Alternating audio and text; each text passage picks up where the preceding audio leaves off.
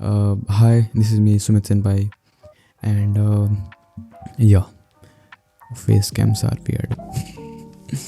Anyways, I thought कि यार बहुत टाइम हो गया है, मैंने कोई वीडियो नहीं बनाया है, चैनल जो है मरा पड़ा है, तो फेस कैम ईजी होगा, लो एफर्ट कंटेंट होगा and I can really publish anything. मैं क्यों वीडियोस अपलोड नहीं कर रहा था, इस बार मैं प्रोक्रेस्टिनेट नहीं कर रहा था, इस बार मैं एक्चुअली बिजी था। Right now I am pursuing my bachelors degree in philosophy from Delhi university and first semester अभी भी ख़त्म हुआ है। 3 दिन पहले मैं घर आया हूँ, घर मतलब छत्तीसगढ़।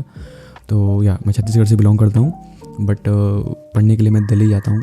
मैं दिल्ली गया था, मैं दिल्ली में रहता हूँ पढ़ने के लिए। आई डोंट नो भाई सेंटेंस कैसा बनता है, बट या मैं दिल्ली में रहता हूँ, मुझे 4 महीने हो गए हैं। सो आई थॉट कि यार मुझे लगा कि जब मैं फ़िलासफ़ी परस्यू करने के लिए देख रहा था, तब मुझे बहुत इन्फॉर्मेशन नहीं मिलती ऑन यूट्यूब और any other platform. So I thought कि यार कि जब मैंने एक्सपीरियंस कर लिया है फर्स्ट सेमेस्टर, दिल्ली का एनवायरनमेंट कैसा है, पढ़ाई कैसी होती है, फ़िलासफ़ी एज अ सब्जेक्ट कैसा है, जो सोच रहे हैं कि उनको फ़िलासफ़ी लेना चाहिए नहीं लेना चाहिए, तो उनके लिए मे भी ये वीडियो जो है हेल्पफुल हो सकती है। और इस वीडियो में मैं अपना एक्सपीरियंस शेयर करने वाला हूँ। So if you are interested you can watch, if you are not then don't just go away यार, मेरी पुरानी वीडियोस देख लो।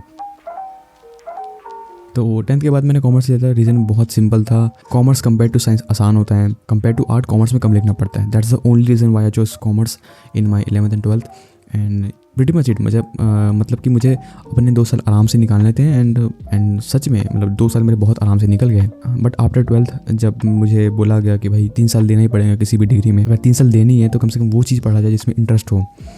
देन आई फोन कि यार फिलोसफी में तुम डिग्री कर सकते हो, फिलोसफी में उससे पहले पढ़ता आ रहा हूँ। देन मैंने CUET का एग्ज़ाम दिलाया। If you don't know what is CUET is exam for students वो जस्ट पास 12th एंड जिनको सेंट्रल या फिर स्टेट लेवल जो अच्छी यूनिवर्सिटीज़ हैं उसमें एनरोल करना है। बिकॉज अब जो यूनिवर्सिटीज़ हैं वो तुम्हारे 12th के परसेंट बेस में तुम्हें एडमिशन नहीं देती हैं, अब तुम्हें ये एग्ज़ाम क्लियर करना पड़ता है। It's like entrance exam on national level.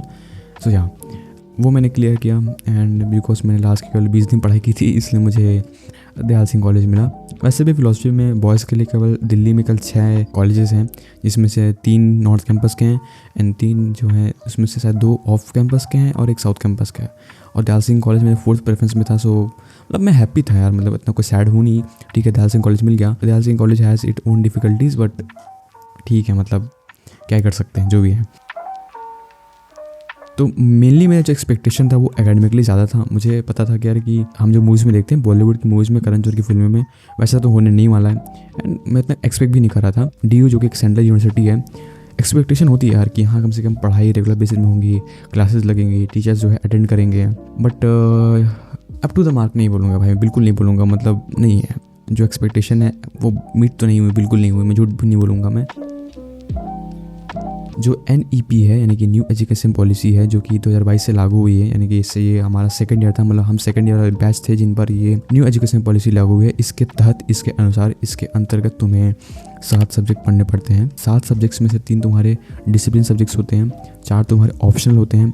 Optional भी नाम के होते हैं, मतलब अगर वो सब्जेक्ट तुम्हारे कॉलेजेस में अवेलेबल है तभी तुम पढ़ पाओगे, नहीं तो फिर it doesn't really make any sense actually. बाकी जो बचे 4 उसमें से तुम्हारा G होता है, which is general elective. Then you have SEC skill enhancement course actually.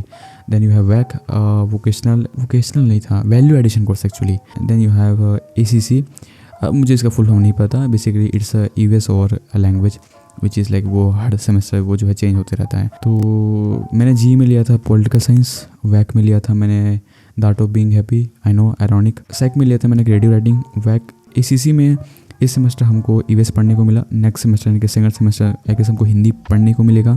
अब बात करते हैं मेन जो 3 सब्जेक्ट हैं फिलोसफी के कोर सब्जेक्ट। पहला है इंट्रोडक्शन टू फिलोसफी, 2nd है लॉजिक एंड 3rd है इंडियन फिलोसफी। सबसे पहले बात करते हैं इंट्रोडक्शन टू फिलोसफी। जैसे कि नाम से क्लियर है, इट्स एन इंट्रोडक्टरी सब्जेक्ट, जो कि आई थिंक ज़रूरी भी है। मतलब मोस्टली जो बच्चे मेरे जो बैच में जो क्लासमेट्स हैं उनमें से 90 के 99% जो बच्चे हैं उनको फिलोसफी नहीं चाहिए था, मतलब कि उनको कोई दूसरा सब्जेक्ट चाहिए था। उनकी मजबूरी ऐसी है कि मार्क्स कम हो गए या फिर जो भी रीज़न था, उनको ज़बरदस्ती पढ़ना पड़ रहा है। सो इट्स लाइक इंट्रोडक्शन, मतलब मेन जो ब्रांचेस है मेटाफिजिक्स हो गया, एपिस्टेमोलॉजी हो गया, उन सब पर डिस्कस करता है। So yeah it's a very good subject. Then you have logic basically math है बट विदाउट रियली इक्वेशंस, मतलब इसमें तुम्हें सॉल्व करने की ज़रूरत नहीं है इक्वेशंस वगैरह, but it's more about mental reasoning. Logic is kind of fun actually अगर तुम्हारा बेसिक्स क्लियर है। Then you have Indian philosophy basically जैसे कि नाम से क्लियर है भारतीय दर्शन। तो भारतीय दर्शन की शुरुआत से लेकर जो मेन जो ब्रांचेस है, मेन जो स्कूल्स ऑफ थॉट्स हैं, यानी कि जो 9 दर्शन हैं, उन पर बात करता है। बहुत ब्रीफली बात करता है, मतलब बहुत ऊपर से टच करता है, बहुत डीप में जाता भी नहीं है। ये इज़ अंडरस्टैंडेबल बिकॉज एक सेमेस्टर के अंदर में पूरा का पूरा इंडियन फिलोसफी करना लाइक इम्पॉसिबल है। सो ये तुम्हारे 3 कोर सब्जेक्ट हैं फिलोसफी के अंदर में। बट जो मुझे पर्सनल प्रॉब्लम हुई है वो है हमारे टीचर्स को लेकर। फिलोसफी डिपार्टमेंट में कल 2 टीचर्स हैं, तो फर्स्ट सेमेस्टर में वही कि टीचर्स केवल 2 हैं, तो बहुत ज़्यादा क्रैम्प्ड हो जाती है। मतलब कि हफ्ते में अगर तुम 6 दिन जा रहे हो तो उसमें से केवल 2 दिन फिलोसफी पढ़ रहे हो, बाकी के 4 दिन तुम 4 के 3 दिन 4 दिन बाकी के 4 दिन तुम्हें अदर सब्जेक्ट पढ़ रहे हो। मतलब कि जो तुम्हारा कोर सब्जेक्ट है ना, वही तुम केवल 2 दिन पढ़ रहे हो। सो इट्स वेरी ट्रेजिक यार। और ये पर्टिकुलरली मेरे कॉलेज की प्रॉब्लम हो सकती है। बट अगेन यार भाई, तुम अगर वो DU है, दिल्ली यूनिवर्सिटी के अंदर कोई भी कॉलेज आता है, तो मतलब एक्सपेक्टेशन होती है तुम्हारी यार कि यहाँ कम से कम एकेडमिक लेवल में जो है चीज़ें थोड़ी अच्छी हो। और ऐसे भी बोला जाता है कि साउथ कैंपस जो है मोर एकेडमिकली जो है ज़्यादा अच्छा है, और जो नॉर्थ कैंपस है वो अदर कल्चरल एक्टिविटीज़ में ज़्यादा अच्छा परफॉर्म करता है। बट आई डोंट नो, जो एक्सपीरियंस था मेरा वो मैंने तुम्हें बता दिया है। मैं मेन बात करता हूँ थ्योरी पेपर्स की, जो कि 90 मार्क्स के होते हैं। पर पेपर जो होता है 3 घंटे का समय होता है तुम्हारे पास, 10 क्वेश्चन होते हैं, 5 क्वेश्चन तुम्हें बनाने होते हैं। तो इस हिसाब से अगर देखा जाए तो 18 मार्क्स ईच होते हैं, तो 18 पंचे 90। Now you are wondering, just अगर तुम 12 से बाहर आए हो कि 18 मार्क्स का एक क्वेश्चन, या 18 मार्क्स का क्वेश्चन, तो तुम्हें कितने पेजेस लिखने होते हैं। एंड भाई ये जो क्वेश्चन है ना भाई, पूरे सेमेस्टर तुम यकीन नहीं करोगे ये क्वेश्चन कि भाई कितना पेज लिखना है, बहुत हॉन्ट किया। मतलब सबको, नॉट जस्ट मी, मैं जितने भी फ्रेंड्स थे कि भाई लिखना कितना है, टीचर से पूछ लिया, सीनियर से पूछ लिया। एंड नाउ जब मैंने फाइनली वो एग्ज़ाम दे दिया है, तो मेरा जो पर्सनल एडवाइस मैं तुम्हें देता हूँ फॉर फिलोसफी स्टूडेंट्स, मैं दूसरे सब्जेक्ट का नहीं बोल सकता, बट 18 मार्क्स के लिए 6 पेजेस आर इनफ। मैंने जो लिखा मैं वो बता रहा हूँ, ठीक है। मतलब कि पर पेज 3 मार्क्स है ना, तो 6 × 18 होता है। जो तुम्हारे जो इंडियन फिलोसफी हो गया वो थोड़ा डिफरेंट होता है। उसमें एक्चुअली पर क्वेश्चन 22.5 नंबर का हो जाता है, बिकॉज उसमें कल 4 क्वेश्चन तुम्हें करने होते हैं। 18 मार्क्स के क्वेश्चन में अगर तुम 6 पेज लिख रहे हो, इट मीन्स कि कम से कम 7.5 पेज या फिर 8 पेज तो तुम्हें लिखना ही पड़ेगा 22.5 नंबर के क्वेश्चन में। कॉलेज में क्वांटिटी मैटर करती है, it's a hard see reality है, तुम कुछ नहीं कर सकते इसके साथ। मैं हिंदी मीडियम से आता हूँ, मैंने 12वीं तक अपनी पढ़ाई हिंदी मीडियम में की है। सो मेरे लिए एक बहुत ट्रांजिशनल स्विच था कि मुझे हिंदी से इंग्लिश में स्विच करना था। सो मतलब तुम हिंदी में लिख सकते हो, ऐसा कोई बहुत वो नहीं है, but again I will advice कि तुम इंग्लिश में स्विच कर लो, बिकॉज मतलब जो रीडिंग्स हैं या फिर जो बुक्स हैं वो मोस्टली इंग्लिश में अवेलेबल है, हिंदी में इतना मटेरियल अवेलेबल नहीं है। हाँ, तुम ट्रांसलेट कर सकते हो खुद से लिखने के लिए, एजुकेशन सिस्टम ही ऐसा बोलो कि भाई वो इंग्लिश को प्रेफर करता है, तो मैं कुछ नहीं कर सकता इसमें, ठीक है। सो या मतलब एग्ज़ाम्स ठीक गए मेरे, बहुत अच्छे भी नहीं गए, बहुत बेकार भी नहीं गए। मेरे जो मेन पेपर्स थे फिलोसफी वाले वो अच्छे गए हैं। बाकी जो मेरे US और वैक वगैरह थे, मैंने इतना कुछ फोकस किया भी नहीं है। मतलब इतना मैंने लिख लिया कि मैं बेयर मिनिमम पास हो जाऊंगा। मतलब मैंने ऐसे लिखा है कि चेक करने वाला एफर्ट्स के नंबर तो दे ही देगा कि इसने कुछ तो लिखा है गेस करके। कॉलेज लेवल में तुम लास्ट के 20 दिन पढ़ के भी अच्छा खासा स्कोर कर सकते हो, मतलब अबव एवरेज मार्क्स तुम ला सकते हो। But again if you want to score मतलब 9 GPA then you have to study whole semester. But I knew that कि अब मुझे समझ आ चुका है कि मैनेज कैसे करना है। मैंने एग्जाम पर इसलिए फोकस किया बिकॉज मैं जब ढूंढ रहा था ना, कोई गाइड कर दे, कोई बता दे कैसे लिखना है, आंसर कैसे प्रिपेयर करने हैं, तो कोई नहीं मिला मुझे, ठीक है। अगर तुम लोगों को एडवाइस चाहिए तो मैं एक पर्टिकुलर वीडियो बना सकता हूँ इस बारे में। मैंने अभी केवल ब्रीफ दिया है तुमको। I am a kind of introvert and I prefer being alone. So मेरे लिए कभी इतना डिफिकल्ट था नहीं। बट हाँ, जो लोग ज़्यादा अटैच्ड अपने फैमिली से हैं, वो एहसास हो जाता है कि यार तुम कितने डिपेंडेंट थे अपनी फैमिली के ऊपर। जब तुम अकेले रहने लगते हो, जब तुम्हारी तबीयत ख़राब होती है, तुम्हें पूछने के लिए कोई नहीं होता, तुम्हें सब कुछ खुद से करना पड़ता है, तो वो भी एक अपना एक्सपीरियंस है। आई वुड जेन्युइनली एडवाइस कि after 12th if you have the option, अगर तुम जा सकते हो बाहर पढ़ने के लिए, अगर तुम्हारी फैमिली फाइनेंशियली इतनी कैपेबल है, सो यू शुड गो, तुम्हें जाना चाहिए। सोसाइटीज़ वगैरह हो गया या फिर डांस वगैरह हो गया जो होती है कॉलेज में, आउट गोइंग्स हो गया।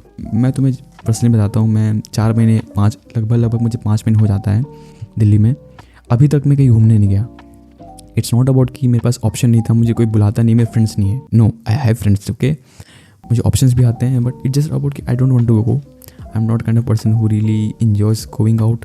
हाँ, मैं 3 बार दरियागंज बुक मार्केट ज़रूर गया हूँ। आई विल ट्राई नेक्स्ट ईयर कि मैं सोसाइटीज़ वगैरह ज्वाइन करूँ और मैं थोड़ा सा एक्सप्लोर करूँ दिल्ली। मतलब दिल्ली में 5 महीने तुम रहो और तुमने कुछ भी नहीं देखा हो, it's kind of strange, I know, but this is who I am. I can't do anything about that, but I will try. मतलब आई नो यार कि इस चीज़ों को एक्सप्लोर करना ज़रूरी है ना, न्यू एक्सपीरियंसेस गेन करना ज़रूरी है।